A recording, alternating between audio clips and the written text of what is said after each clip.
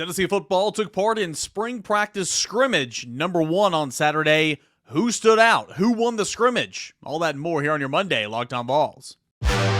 You are Locked On Vols, your daily podcast on the Tennessee Volunteers. Part of the Locked On Podcast Network, your team every day.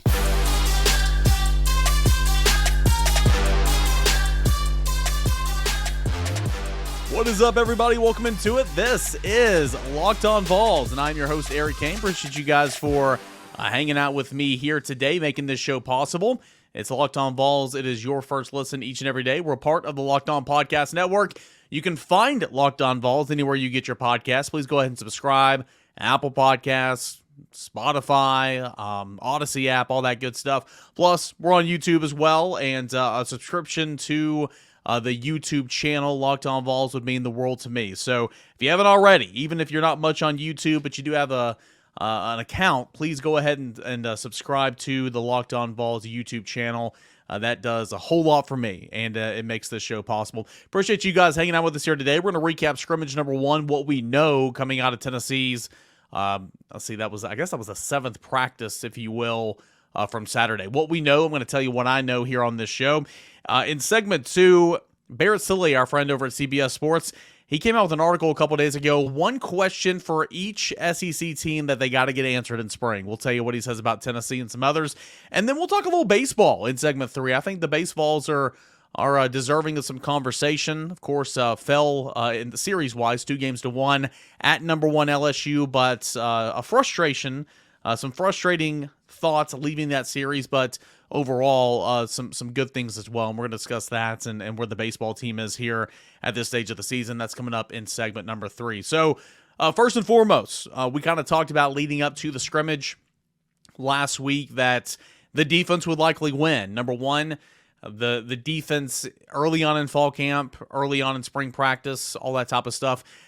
Defense is usually ahead of the offense because though you do have your responsibilities in gap integrity and pass coverage drops and all that type of stuff, and you're not just going out there and playing football, you have responsibilities, it's still reactionary, right? You are still reacting to what you are seeing in front of you. You are reacting to what the guard back to the running back is doing in terms of reading that triangle. You're reacting to the end-man on the line of scrimmage, all that type of stuff, right? Offensively, you're running a set play, but also it's about cohesiveness with the guy next to you, that chemistry, the timing between quarterback and receiver, all that type of stuff. And that's the type of stuff you're still trying to get worked out, early on in camp. And so I guess a long way of saying defense being ahead of the offense, that is A-okay. That is normal, especially in spring practice, right? But that was the case. The storyline coming out of scrimmage number 1 was defense. And remember, guys, as part of the media, we're not permitted to be there. I think in the last, 10, 15 years, Tennessee has not allowed media to sit down and watch practice or practice in scrimmages. Way back in the day, I've heard stories, and I can only imagine, what would it be like me being a part of that media group back then. But way back in the day, you could sit back there and watch all of practice all day, every day. You couldn't report on some specific areas of practice, but it was common for practice to be open, and you go and you watch that every single day. And fall scrimmages, fall camp scrimmages, spring practice scrimmages, you go out there and Bud Ford, a former SID over at Tennessee, longtime sports information director at Tennessee, he'd print off stats for scrimmages. What? I can't even imagine. If I get, who caught a touchdown or, who rushed for a touchdown or maybe had an interception, that's a win in my book, covering this Tennessee team nowadays in terms of spring scrimmages and fall camp scrimmages. So, man, I can only imagine what it was like back then. But from all the conversations that we have been told from people, who were there or within the program and all that type of stuff, and everything that I've been told, I've talked to a couple different people. It was defense. And again, that is okay. The offensive line is struggling, right? You're trying to figure out how to replace Darnell Wright. You're trying to figure out how to replace Jerome Carvin, one of the tackle spots, one of the guard spots. You did not have Cooper Mays, who scrimmaged on Saturday, and we talked about it on the show last week. He's a bit banged up right now. Nothing long-term. It's going to be okay, but he set out. He was extremely limited. So you essentially didn't have 3 of your guys who were on that offensive line last year that led the nation in scoring, right? That blocked for the nation's number 1 offense. And of course, it's nothing new trying to replace Darnell Wright and Jerome Carvin. Those guys are out of the program, and they've been gone, and they've not been in the plans here, of course. But it's still evolving. It's still there's still many layers to those competitions. I think John Campbell is your left tackle. I do, and I think it's Gerald Mincey, J.J. Crawford who have flipped back over to the right side. Gerald Mincey really taking part in the right side of the offensive line for the first time in my at least from what I've been told, to my understanding, first time in his career playing on the right side. But I've been told that it's Gerald Mincey, it's J.J. Crawford, and Dane Davis trying to win that right tackle spot, and it's John Campbell on the left side, which is where he started 11 games for Miami last season. It's a lot of veterans at the guard spots right now. Ollie Lane, Jackson Lampley. You still got a little Andre Keurig, the transfer coming in from Texas. He's still working in there. The guard position, to my knowledge right now, it's still open. Still open for sure right now. So that's going to, that was not going to be settled leading up to or leaving scrimmage number 1. So, here in the offensive line, it was not the best, but of course, that's expected. That's not to say that the defensive rush was, much, much better, but they were taking advantages of those lapses, if you will. Heard Joshua Josephs had a really, really strong day at the edge. He's physically a little bit bigger. He's filling out more, and that's good for him because he probably shouldn't have played as much as he did last year, but he was further along. He's smart, and he knew the system, and that put him in a position to go out there and play. His body's going to continue to fill out, and he's going to get bigger and stronger, and that's going to help him a lot. But heard that Joshua Josephs looked pretty good in scrimmage number 1. You look at the quarterback play. Sure, it's not like the offense was terrible, at least from what I've been told. Quarterbacks played clean. They didn't turn the football over, and I think that's big. I was told that Joe Milton had a couple of really nice passes. The tight ends were involved in the passing game, which is really good to hear, right? Because, and it's kind of expected too. Dante Thornton was extremely limited. I think he dressed out, but he didn't play. Of course, he's still trying to nurse himself back from a hamstring injury. But when you're breaking in a new quarterback and some receivers and all that, you want to go to a safety blanket. And a lot of times a tight end is used as a safety blanket, not necessarily in Josh Heupel's offense, but really just in football overall. But it was good to hear that the Jacob Warren and McCallum Castles, Ethan Davis, I didn't hear his name an awful lot, but it was good to hear the tight ends being active and involved in the passing game on Saturday. That was awesome. I was told that Joe Milton threw a skinny post on a rope to Jacob Warren for about a 40-yard gain, and that was a really, really nice throw. Heard that he also had a touchdown to Jacob Warren after that, and showed, again, some really nice touch on the ball, which is something that we've always wondered about Joe Milton. Sounds like Jacob Warren had a good day. McCallum Castles, I believe, caught a touchdown. I think it was from Nico Iamaleava. I could be wrong on that, but I believe McCallum Castles did catch a touchdown, and he had a pretty decent day. Joe was solid from what I've been told. He hit a lot of checkdowns. He did his RPOs correctly. Nico was okay. Still some growing pains, still a bunch of learning curves. And again, as Joey Halsley said at the beginning of spring practice, he told Tim Banks, let it rip, right? Because we want to make mistakes. We're not afraid to make mistakes right now, especially our young guys. Get them over with, make them learning experiences and all that type of stuff. Heard Nico was okay. He was solid again, but didn't turn the ball over, which is huge. Heard Dylan Sampson had a really, really strong day. Broke a lot of tackles. That's really good to hear. Heard Deshaun Bishop had a good day, getting some action with the running backs. Remember, Jabari Small's not practicing this spring, offseason surgery. You've got Cam Seldon, who has been in a red non-contact jersey, so I would assume that he has been limited a lot in the contact stuff. So it's been a whole lot of Jalen Wright, Dylan Sampson, and Deshaun Bishop. And heard Deshaun Bishop, had a pretty good day in scrimmage number 1. So that was really, really good to hear. Let's see here. Let me go down my checklist here, see if I hadn't mentioned something yet. Quarterback, no turnovers. Freshman edge, Caleb Herring did not play in the scrimmage. He's dealing with a little bit of knee soreness. Don't think it's a big deal right now, but dealing with a little bit of knee soreness. We'll have to continue to evaluate his process as spring practice goes on. I would imagine that they are going to be so cautious with that, but dealing with a little bit of knee soreness is the freshman Caleb Herring. And then you had your usuals that did not take part in practice and scrimmage because they're held out for the spring, like the Brew McCoy, Jabari Small, Brandon Turnages, and a couple other ones as well. So all in all, Josh Heupel seemed pleased. He was proud of the progress that his team is making. So there were some early flashes from Nico that you can just see it, and once it gets put together, it's going to be fun to watch. Happy about the no turnovers, but did acknowledge the defense did well in tackling in the open space, good on third downs, and overall just winning the day, and especially that first group defense. And again, that's not a shock because they were improved last year. I understand the secondary wasn't, but they were improved overall last year. But also, these are old dudes. So many veterans coming back.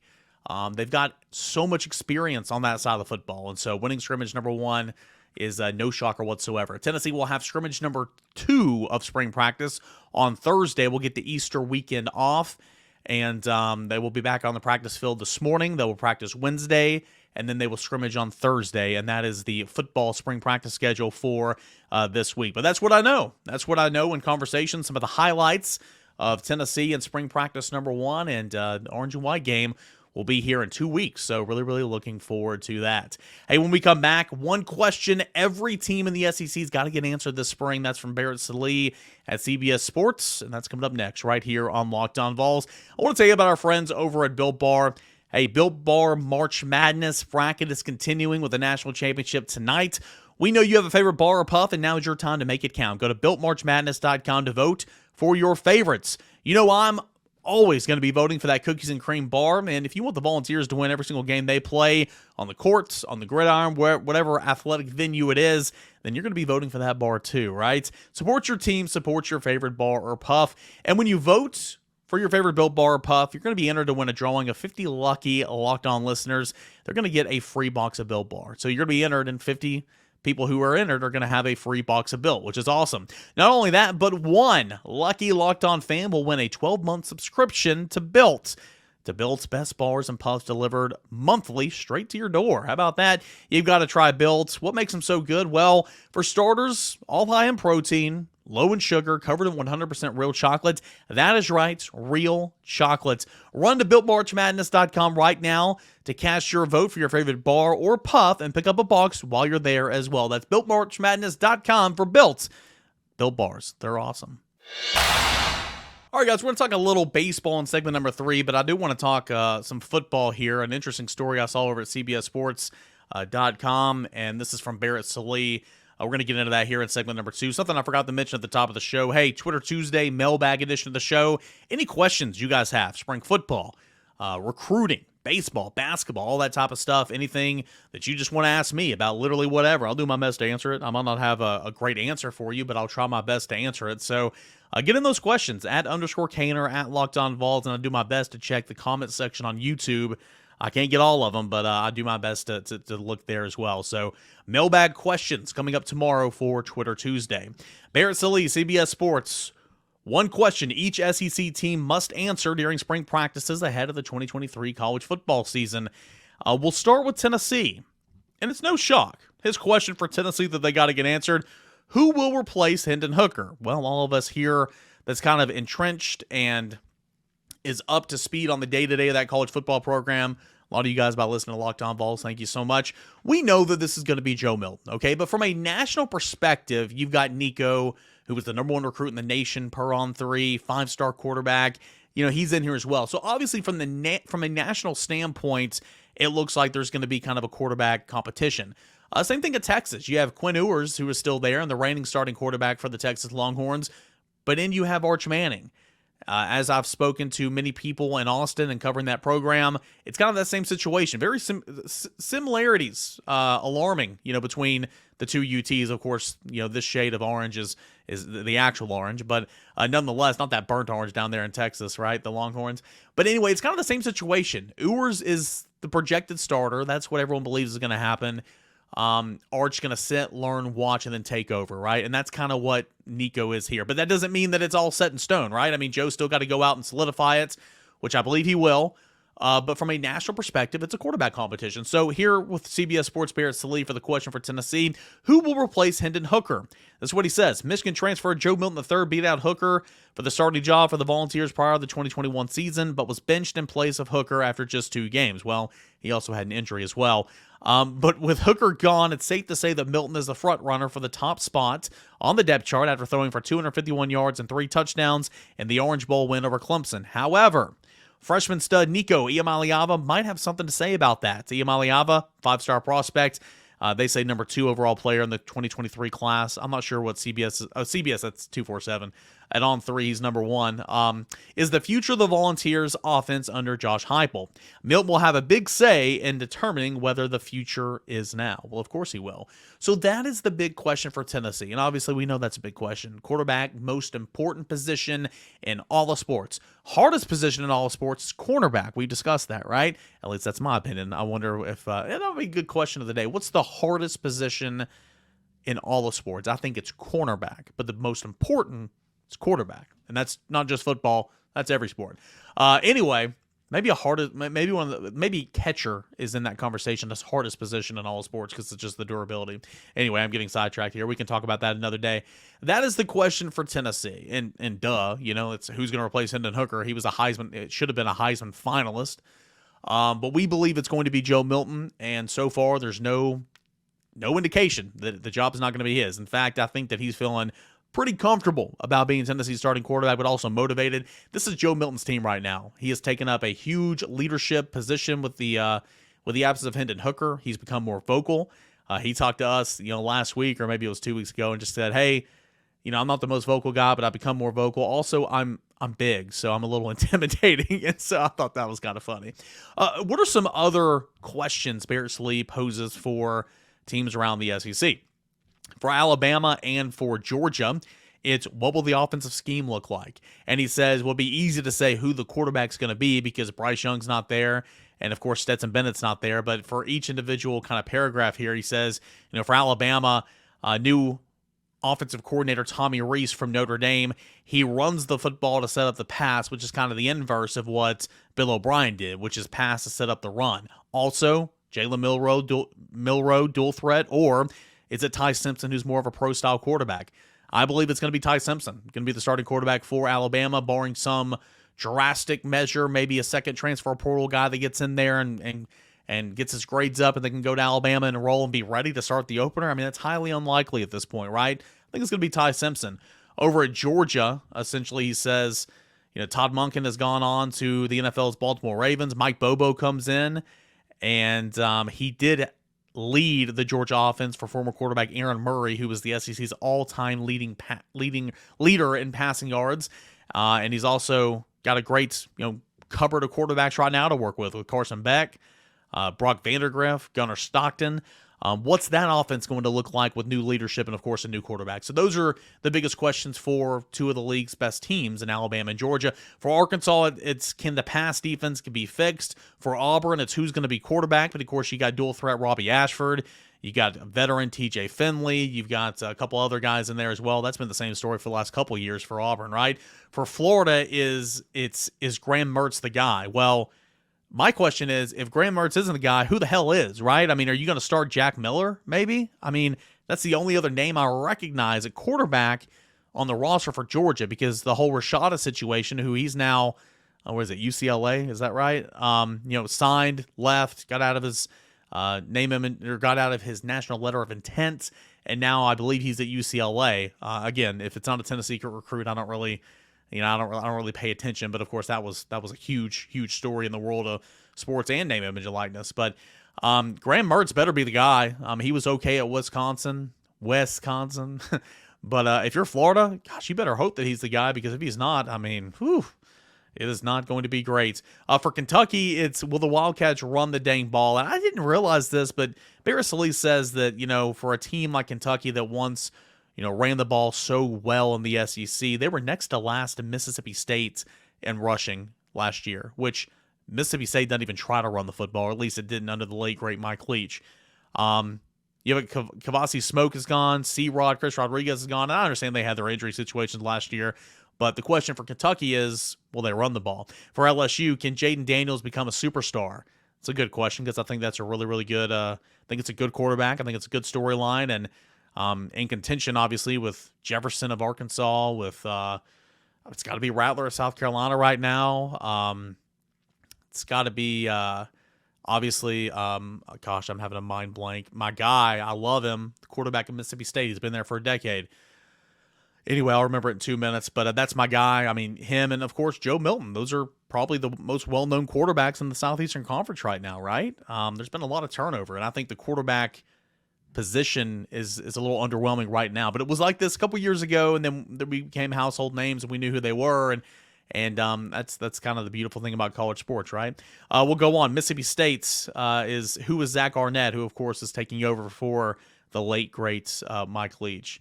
You've got Missouri. Can Luther Burden emerge as a true superstar? Remember Luther Burden, former 5-star wide receiver?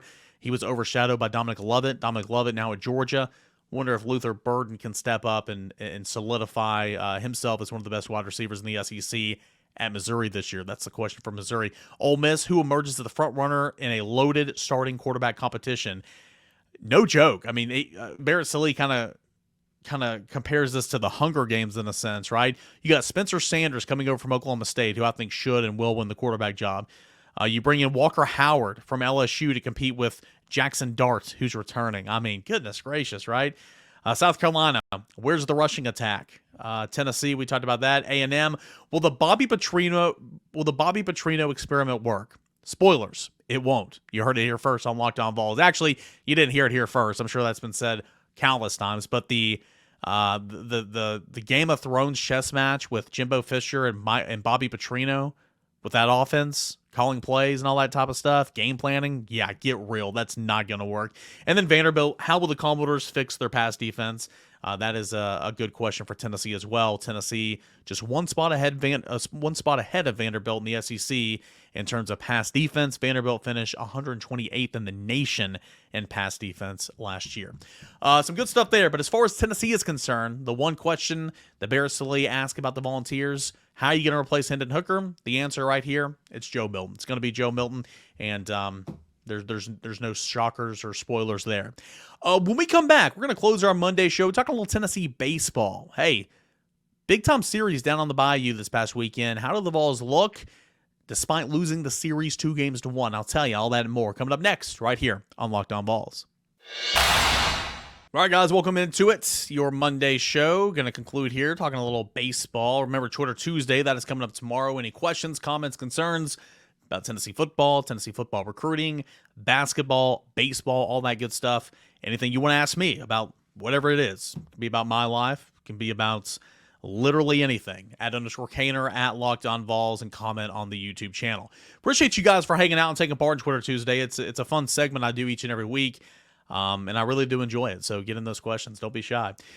Tennessee baseball. And I know a lot of you guys are probably going for the pause button or going to turn it off right now because you just don't care about Tennessee baseball. And it's not that you're not a Volunteer fan. It's just college baseball is not that popular. Hey, I was right there with you a couple years ago. But I'm a baseball fan. I wasn't watching Tennessee baseball because they weren't very good and because college baseball is not what college football and basketball is, obviously. But things change, right? In my line of work, I'm now tasked with covering the baseball team, which is fun because they're good, they're entertaining. Last year was a superstar season, right? That fell short of the World Series. A year before that, they went to the World Series, so it's been fun. I do encourage you, though, if you're reaching for that pause button or going to go hit up another podcast, just hear me out here for 6 minutes. Let's talk a little Tennessee baseball because those guys do deserve some attention as well. And the guys that's have laid it out before them, guys that put in the work like Luke Lipsius, Evan Russell, Jordan Beck, Drew Gilberts, Ferguson, Liam Spence, Andre Lipsius, all those guys that came before the team right now have really put this team in national significance. And the conversations are, well, were they overranked to begin the season? Absolutely they were. You had Tennessee being ranked second by 3 national polls, top 10 in a couple. Absolutely they were overranked. And Tony Vitello would have told you that as well. End of the day, for those of you guys that know nothing about Tennessee baseball right now, Tennessee returned All-American starters, starting pitching, which is fantastic. The bullpen has a lot of juice, which is great, and you saw that on display this past weekend. But for the 1 through 9 in the order, you're replacing every single everyday starter. Literally. There were some part-time players here and there, some platoon options, some guys who played before getting injured, some guys who filled in as DH, sure. But everyday starters from last year's record-setting 59-7 season, all gone. So you don't just replace all that and everything's hunky-dory, right? You're going to go through growing pains, and it's frustrating because you're losing games that you can win. you're losing games. Right now Tennessee is 21-8, I believe. Let me check that, double check that. Tennessee is, it's not updated right now. Tennessee's not updated the schedule on top, but they are 21-8, and they are 4-5 in conference play right now, I believe is the exact number. Anyway, but the games that they've lost, if we think about it, at Grand Canyon out there in Arizona, Boston College, a midweek game, couple of games this past weekend, it's because of self-inflicting errors. Okay, and what I mean by that is, sure, defensive mind gaps and whatever you want to call it, lapses in the field, whether it's an error or not, or base running blunders where you run into outs on the base pass when somebody comes in and hits a home run behind you, and that could have been a 2-run shot instead of a 1-run shot. Hello, Hunter Ensley, game 2 against LSU this past weekend.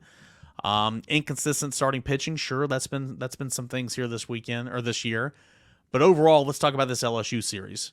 LSU is number 1 in the country. LSU has the best offense in the country, and it's got 2 studs on the mound as starters for Friday and Saturday. Okay, I understand this past series was Thursday, Friday, and Saturday. In fact, this upcoming series for Tennessee, no midweek this week. Tennessee will take on Florida back at Lindsey Nelson Stadium beginning Thursday, and then they'll play Friday and Saturday as well.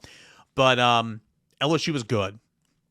LSU, Lane Kiffin self-proclaimed the portal king, right, in football. LSU, the portal king in college baseball. They went out and got Paul Skeens, who Tennessee was in on, a catcher and pitcher from Air Force. He has gone on to LSU, focused just on pitching, and he is a top 10 prospect, and he's incredible. They went out and got Tommy White, who might be better known as Tommy Tanks from NC State. He's their new third baseman. Of course, you have Dylan Cruz, who is going to be a top 10 pick, maybe number 1 overall if it's not Paul Skeens this coming up June. He's incredible. You've got guys like Gavin Dugas and Trey Morgan who've already been there. LSU is good. And Tennessee goes down there, and it's a 2-2 game on Thursday in the 8th inning. And Tennessee didn't have its best stuff from Chase Dolander, but he found a way to get out of jams and give Tennessee an opportunity to win. Hand the ball over to Seth Halverson, who was fantastic coming on and pitching the rest of the game and put Tennessee in the position to win. But it is 2-2 in the bottom of the 8th inning. And there's a chopper hit over to first base. You got Blake Burke going to fielding it. Seth Halverson comes in and is going to cover the first base bag. He's there. He drops the ball. Crucial error. Next hitter comes up, hits a ground ball, and it's a speed demon. Hits a ground ball to Christian Moore at second base. Moore tries to make a tag on the runner when it's unneeded whatsoever. All you need to do is field the ball cleanly, throw to first, you're out of the inning. He tries to tag the runner going from first to second, misses. By the time he gets the ball to first base, it's too late. Everybody's safe. That does not go down as an error. Statistically, you can't rule that an error. You just can't, right? So you got 2 ducks on the pond, and then LSU explodes for 3 runs in the bottom of the 8th inning and goes on to win 5-2. So it's a game where your ace Chase Dolander, who also will be a top 10 pick, it was like a minor league baseball series this past weekend, especially Thursday night. You had your ace and Chase Dolander, who wasn't his best self, but put you in position to win the ball game. But your defense is the reason you lost. Who's to know what would happen if you go to the top of the 9th inning? Tied 2-2. Who's to know? Tennessee could have still lost that game, but your defense lost you that game Thursday night. Fast forward to Saturday, right? And it's Chase Burns.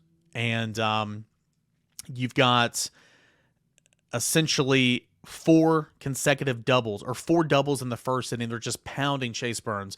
LSU's hitting 4 doubles in the first inning, and the last quote-unquote double was a sky-high pop-up, center of the diamond in the infield, okay? Right over the pitcher's mound, and you have all the Tennessee infielders converging on it, and maybe they were yelling. Tony said after the game, but you couldn't really hear they were communicating or whatever. But anyway, they let it flop, right? They let it hit the grass, and everybody's safe, and the batter's at second base. Statistically, that goes down as a hit, but it is a mental error by Tennessee. Go on, and that's the 4th run of the inning. You come up in that bottom of the 2nd inning or bottom of the 1st inning, whatever it was, or top. Tennessee comes to bat. I've slept since then. Tennessee comes to bat. Dylan Dryland gets on the base pass. He's immediately picked off. Hunter Ensley comes up, hits a home run. That would have tied the ball game at that point in time. So just stuff like that, right? Later in the game, Christian Moore can't bring in a pop fly on the infield. And yes, I know wind was an issue, and wind kind of got away from LSU a little bit in Sunday's game. I get that. But at the end of the day, these are plays you got to make, right? Especially against really good teams like LSU. So missed opportunities, like early in game 2, caused Tennessee to get behind early in that one. And then, of course, LSU goes on and they just rake for extra base hits. Of the 12 hits for LSU in game 2, 9 of them were for extra bases. 2 home runs and 5 doubles off Chase Burns, who didn't have his best stuff. He's a great pitcher. He wasn't good enough to win on Saturday or on Friday. And that happens, right? Then you go on to game 3, and Tennessee just unloads all its frustrations. 6 runs in the first inning, 4 runs in the second inning. Drew Beam is getting big out after big out whenever they put some ducks on the pond there early on. And then you have Drew Beam airmail a throw to first base, much like he did in the Missouri series. What happens after that? LSU goes on to score 4 runs in that inning, cuts the deficit to a 10-6 at that point in time. That was as close as it was ever get. Tennessee would win the football game, low-scoring football game, Iowa football game, if you will, 14-7. But it's frustrating because you sit here and you acknowledge that LSU is the best team in the country right now. And you were just a couple plays away from sweeping the best team in the country on the road. It was a heck of a baseball series. It was. And credit Tennessee for continuing to fight and finding a way to get something before going home, right? Didn't want to go home empty-handed. Tennessee got excellent relief pitching from Seth Halverson, from Andrew Lindsey, and from the host of guys who did it on Sunday. Tennessee was fantastic in a lot of areas this weekend, but also base running mistakes, defensive errors, and inconsistent starting pitching against the best lineup in baseball right now. That's the frustrating thing about it whenever you leave Baton Rouge, knowing you could have swept them potentially. Great measuring stick series. That's what I've been calling it last week for Tennessee. You know you can hang with anybody. You know you can beat anybody, but you got to fix yourself, because when you self-implode, when you shoot yourself in the foot in games like that, you're going to lose. But overall, I like the way Tennessee battled this weekend. It doesn't get any easier. You're hosting Florida this weekend. You're on the road at Arkansas the next weekend. You come back, you host Vanderbilt. Hey, life in the SEC, right? I'll have plenty more at VolQuest.com. My 3-2-1 will come out later today. That's over at VolQuest.com. Appreciate you guys for hanging out with me here today, catching up and hanging out. Don't forget, Twitter Tuesday, your mailbag edition of the show, that is coming up tomorrow. So get in your questions, your comments on Tennessee football, recruiting, basketball, baseball, whatever you want to ask me. @_Kaner. Those DMs are open. Tweet me @LockedOnVols or leave a comment in the YouTube section. Guys, I appreciate you for making Locked On Vols your first listen each and every day. National championship for college basketball, that's tonight. Make Locked On College Basketball your second listen when we get done here, right here on Locked On Vols. Appreciate you guys. Same time, same place. We'll do it again for the mailbag edition of the show. That's coming up tomorrow. This is Locked On Vols.